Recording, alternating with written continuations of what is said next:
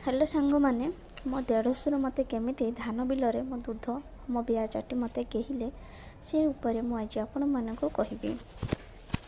आमर फैमिली कहवाक गले मो देढ़शुर तांको स्त्री मु आ मो स्वामी आम चारिज गोटे फैमिली रे मिसिकी आम रोलु।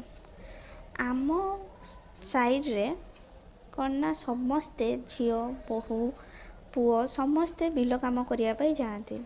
आमर भी सेतबले चलाचली एत भल नाला। मो स्वामी मध्य बाहर रही गोटे कंपानी रे छोट मोट काम करुले, तो सेथिपाई तांको बदल रे मते बिल काम को जीवापाई पड़ुला।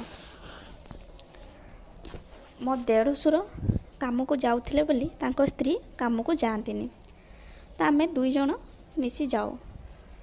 देढ़शुर दूर रे टिके रही से मो ठारू दूर रे रही काम करती कहीं से मते छुईबेनी।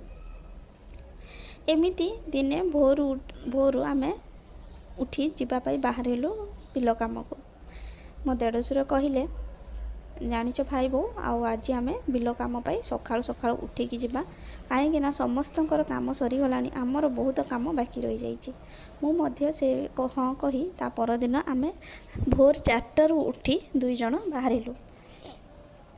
एमिती जाई भोरू काम करिबा पाई लागिलु। लागिला परे से दिन मु राति बोली और जहाँ पारी ताहा पिंधि दे चली जाइथिली। मोर आउ एते लक्ष्य नथिला। पतला शाढ़ी गोटे पिंधि थी आउ से शाढ़ी को आनी मो अंटारे खुशी देइथिली। मोर पछपट पिठी आउ मो पेट सबू देखा जाउ थाए, दूध मध्य अधा अधा देखा जाउ थाए।